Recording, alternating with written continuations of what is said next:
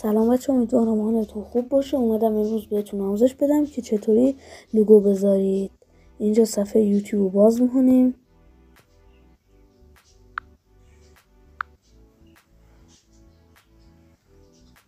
اینجا زده ما شما رو میزنیم.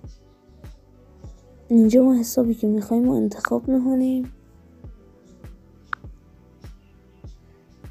اینجا باز میزنیم رو شما، میبینیم همون حساب، میزنیم مشاهده کانال. اینجا یه عکس مداد گوشه است، سمت چپه یا راسته. بعضی موقع میزنیم روی اون مداده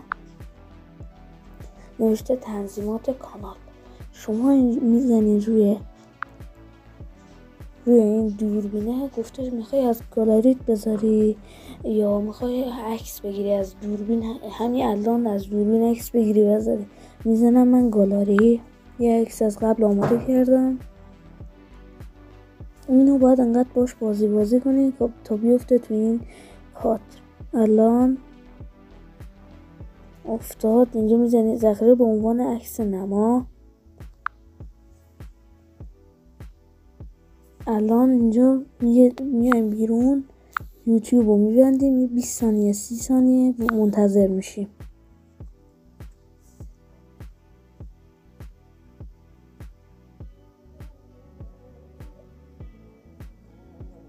الان میایم اینجا یوتیوب رو باز میکنیم، میزنیم روی شما، زده مشاهده کانال. عکس نمای ما الان عوض شد. با همین آسونی لوگوی کانالتون رو عوض کنید.